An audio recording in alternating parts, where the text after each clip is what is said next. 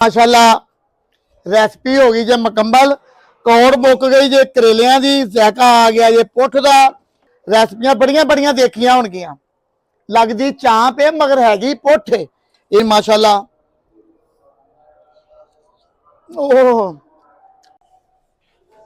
अस्सलाम वालेकुम जी। माशाल्लाह जी अज पकन लगा जी करेले गोश्त, करेले गोश्त पुठ वाला त्याग कर रहे हैं जी। दस रहे हैं कि आइटम पैनी है। साढ़े को अद्धा किलो के करीब करेले ने ते अद्धा किलो के करीब गोश्त है।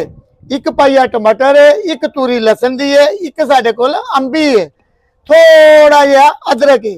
वीडियो पूरी वेख्या करो, कमेंट कराया करो, लाइक कराया करो। तुहाडा एक लाइक आने वाले वक्त हो सकता तुसी किसी ना किसी लोग का किसी का वसीला बन सकते हो। अल्लाह की जात है, अल्लाह सब की खैर करे जी।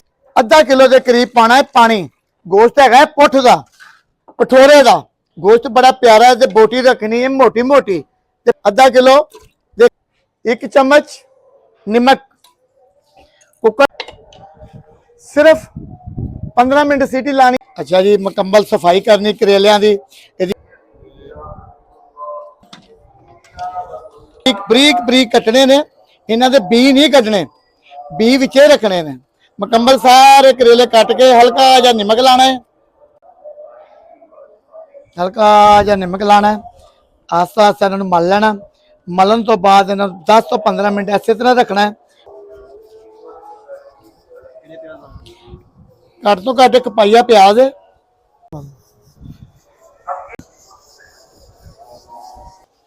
अच्छा जी इन दो पानी अच्छे तरीके धो लेना, तरीके फ्राई कर लिया जी। ज्यादा फ्राई नहीं करना, सिर्फ हाफ फ्राई जिन्होंने ब्राउन कहते हैं।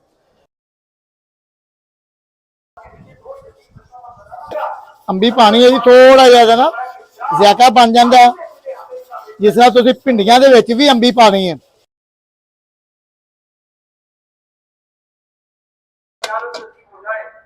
पहले टमाटर ते अंबियां, एक चम्मच नमक, मिर्च 1.5 चम्मच, सुखा धनिया, हल्दी 1 चम्मच।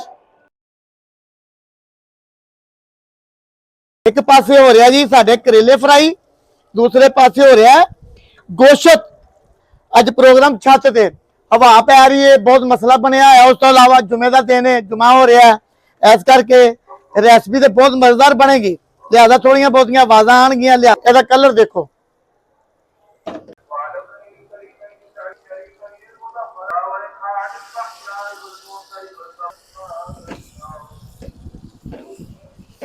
पानी बिल्कुल नहीं पाना, सिर्फ 5 मिनट दम लाने। अल्लाह खैर जी। लो जी माशाल्लाह रेसिपी हो गई जे मुकम्मल। कौड़ मुक गई जे करेलियां दी, जायका आ गया जे पुठ दा। कढ़ लेने रेसिपी ते लग गई है भुख। अल्लाह खैर जी। देखे तुसी रेसिपियां बड़ियां बड़ियां देखियां होणगियां। लगदी चांप है मगर हैगी पुठ है माशाल्लाह। देखें करेले जायके अपने आप नजर आते पे। लाइक कराया करो, सबसक्राइब कराया करो, अच्छी अच्छिया कमेंट कराया करो। ये नाल मेन काम जी आमीन। गोश्त काटने हैं, रेसिपी मुकम्मल हो गई है। पूरी रेसिपी देखा करो। कैमरे मैन भी इंतजार कर रहे हैं कि भाई दवा दव गोश्त कढ़ लैन, बोटियां कढ़ लैन कि असी जायका चख लीए। अमीन के जायकिया के नाल बच्चे भी खान, ये वड्डे भी खान माशाल्लाह। ओह गोश्त देखो माशाल्लाह जी। एवं तो नहीं ना कह रहे अमीन।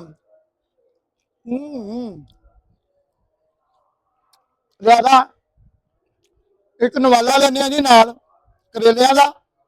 यकीन करें कि गोश्त की पहचान यो ही है कि तुसी भठोरे का लेना है। क्या बात है, बिस्मिल्लाह।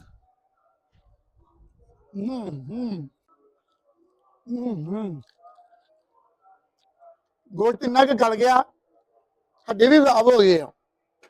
जिंदे वास्ते रहे, खुश रहे। अल्लाह की जात तुहानू तंदुरुस्ती सेहत दे, तुहाडे भैन भरा मां बाप की सब की खैर हो। चैनल लाइक कराया करो, सब दे लाइक कराया करो। जेडे लोग इतनी मेहनत करते हैं, अच्छिया वीडियो बनाते हैं, उन्हों का साथ दिया करो। अल्लाह ताला सब नू मौका देवे, जिंदा भी है। आमीन।